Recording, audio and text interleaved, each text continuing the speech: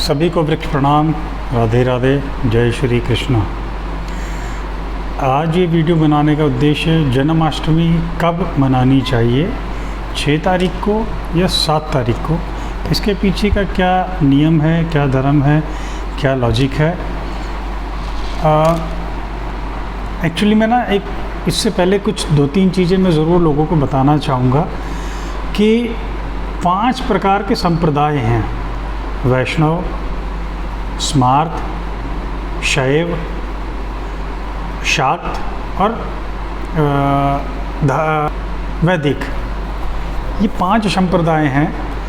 वैष्णव जो भगवान विष्णु को मानते हैं, शैव जो भगवान शिव को मानते हैं, शाक्त जो माँ शक्ति को मानते हैं, स्मार्त जो सभी देवी देवताओं को पूजते हैं, देवी को भी पूजते हैं, कृष्ण को भी, राम को भी, शिव को भी, साईं बाबा को भी, सभी को पूजते हैं।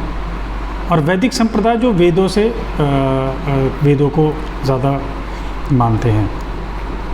हम लोग जो गृहस्थी हैं, हम लोग जो हैं, हम लोग स्मार्त हैं। और स्मार्त मतलब जो हम सभी देवी देवताओं को पूजते हैं। आजकल सबसे बड़ी समस्या जो हो गई है, जिसके कारण भ्रांतियाँ बहुत हैं, वो ये है कि जब हम बात करते हैं इस्कॉन की या मथुरा वृंदावन की, ये लोग वैष्णव हैं। वैष्णव संप्रदाय के लोगों के व्रत का तरीका अलग है, स्मार्त के लोगों का व्रत का तरीका अलग है, जो शैव हैं उनका अलग है, शाक्त वालों का अलग है।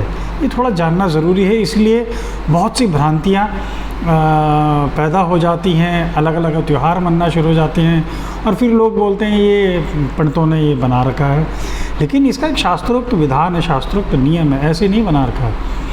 तो क्योंकि अब लोग इस्कॉन है तो इस्कॉन को भी मानते हैं, मथुरा में भी मानते हैं, वो झंडे वाला मंदिर भी जाते हैं, वो और चिंतपूर्णी मंदिर भी जाते हैं, वैष्णो देवी भी जानते हैं, सबको मानते हैं। लेकिन उनको पता ही नहीं है कि वो वैष्णव हैं या शाक्त हैं या स्मार्त हैं या क्या है।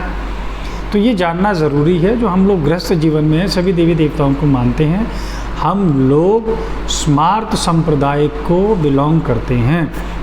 और स्मार्त संप्रदाय में जिस समय पे जिस तिथि का उत्सव है, उसको उसी प्रकार से मनाया जाना चाहिए। जैसे जन्माष्टमी का जो पर्व है, उसका अभिप्राय ये है कि रात्रि के समय पे अष्टमी तिथि होना अनिवार्य है। उसके साथ साथ रोहिणी नक्षत्र का होना अनिवार्य है। ये इसका एक विधान है। तो अगर हम बात करें 6 सितंबर की, तो 6 सितंबर को 3:37 पे अष्टमी तिथि लग जाएगी।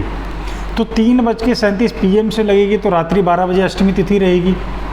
और सुबह 9:18 पे कृतिका नक्षत्र खत्म हो जाएगा, रोहिणी नक्षत्र लगेगा। और ये रोहिणी नक्षत्र अगले दिन सुबह 10:23 तक रहेगा। तो जो कृष्ण का जन्म है, उस समय पे 6 तारीख को अष्टमी तिथि भी है और रोहिणी नक्षत्र भी है। इसलिए स्मार्त संप्रदाय के लोगों को 6 तारीख को ही जन्माष्टमी का पर्व मनाना चाहिए, इसमें कोई संदेह नहीं है। और वैष्णव जो संप्रदाय के लोग हैं, वो सूर्योदय कालीन पे, जो सूर्योदय के समय पे जो तिथि होती है, वो उसको मानते हैं कि प्रातःकालीन सूर्योदय के समय पे जो भी तिथि होगी, उसी दिन वो पर्व मनाया जाएगा। अभी पीछे रक्षाबंधन वाले दिन भी यही हुआ।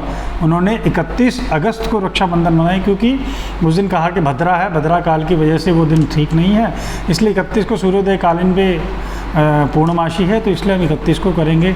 तो मथुरा के हिसाब से उनके पंचांग में इस तरीके से कैलकुलेशन दी जाती है। वो उनका अपना तरीका है, मैं उसको मना नहीं करता।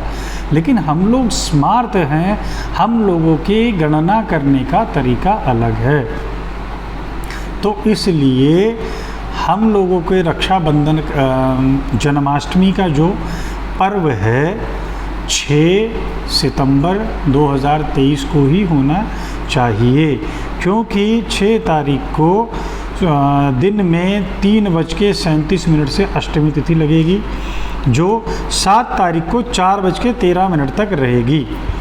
उसके बाद प्रातः 9:18 से रोहिणी नक्षत्र लगेगा, जो 7 तारीख को 10:23 पे समाप्त हो जाएगा।